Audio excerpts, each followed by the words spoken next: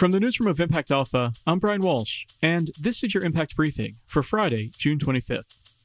Today, I'm joined by Impact Alpha's David Bank to talk about reimagining capitalism. Hi, David.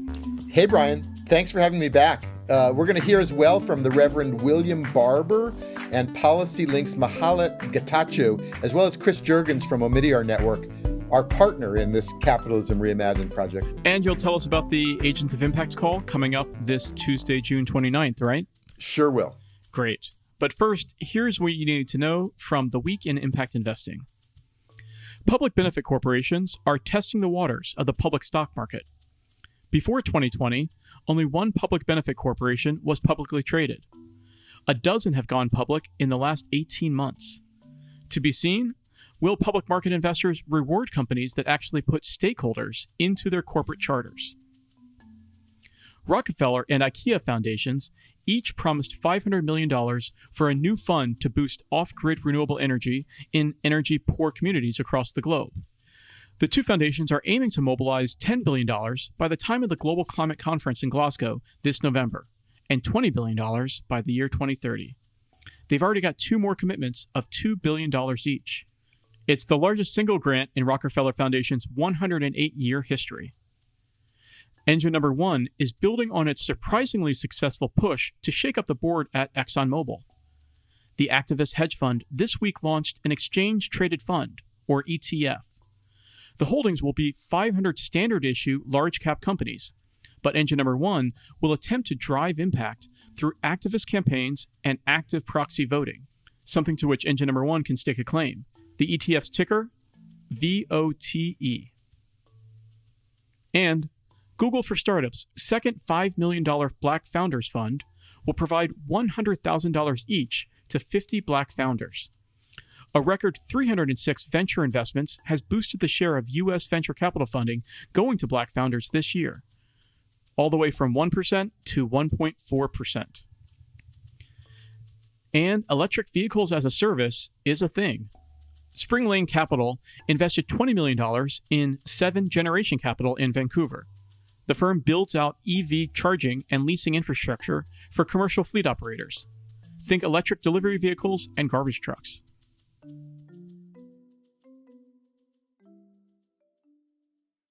Now it's time for our featured conversation. Hi again, David. Now, what's all this talk about capitalism reimagined? Yes, Brian. Impact Alpha's been all over that this week. We're getting ready for next week's call in partnership with Omidyar Network. They've made reimagining capitalism one of their major strategies. It's a fancy way to talk about challenges that are familiar to Impact Alpha readers and probably listeners to this podcast. How to make markets work better for communities, for workers, for the environment. Capitalism is a powerful optimization engine. We just need to tweak what we're optimizing for. It sounds like you're talking about stakeholders. Well, that's become kind of the shorthand for this shift away from what some people call neoliberalism. If you don't want to get all poli-sci about it, we can just say the era of shareholder primacy may be coming to an end, and we're in the process of revaluing workers and communities and customers and even the planet's stakeholders, as you say. We had a good chat with Omidyar Network's Chris Jurgens the other day. We think shareholder primacy has served as a veritable engine of the inequality, which we see today. I mean, we have an economy today where 40% of Americans can't afford an unexpected $400 expense, where the average grocery store worker makes $11 an hour, the average home care worker makes $27,000 a year. In this same economy, over the last year, billionaires increased their net worth by $1.3 trillion.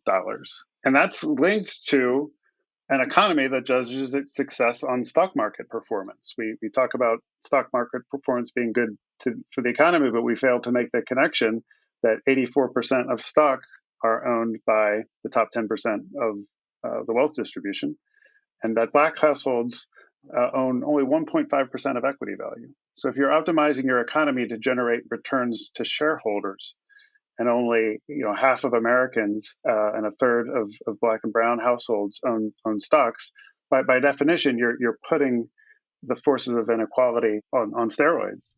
Now, David, Impact Alpha rounded up a number of policy ideas to empower workers. So what's on the table? Yeah, workers are probably first among the stakeholders, or maybe the stakeholders whose power is most out of whack. It really comes down to power.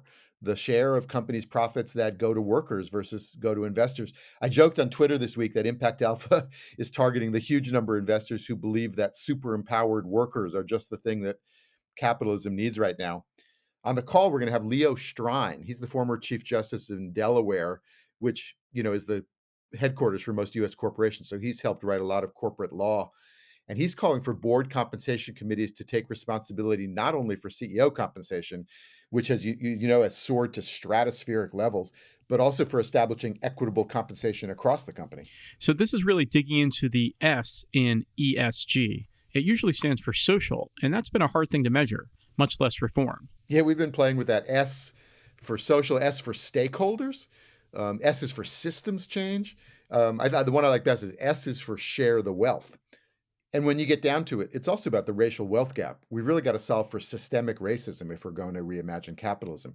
Here's how Reverend Barber put it in kicking off his Poor People's campaign for what he's calling the third Reconstruction. He's really calling for multiracial solidarity, effectively on class lines.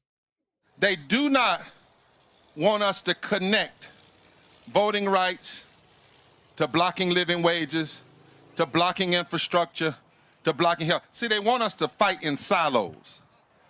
But America has never moved forward without fusion coalitions. That's what it took in the first Reconstruction. That's what it's going to take in the second Reconstruction. And that's what it's going to take in the third Reconstruction.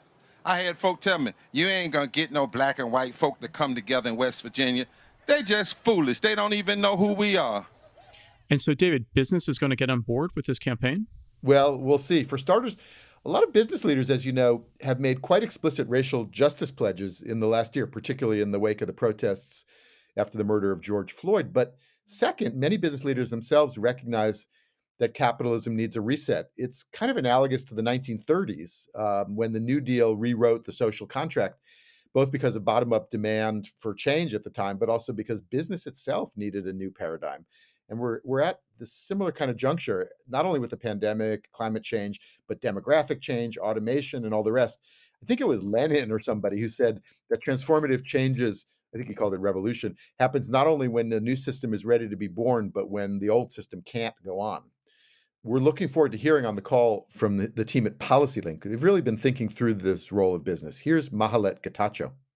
The business community has unparalleled resources and skills sitting right on the table, all within reach to bring about the racial and economic equity we all want. On an annual basis, the nonprofit sector has $1 trillion to address social issues, and our government has $3 trillion. Meanwhile, the private sector has $22 trillion in resources annually.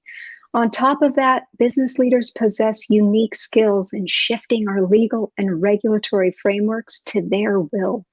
When CEOs speak, whether with their dollars or their voices, our politicians and lawmakers invariably listen.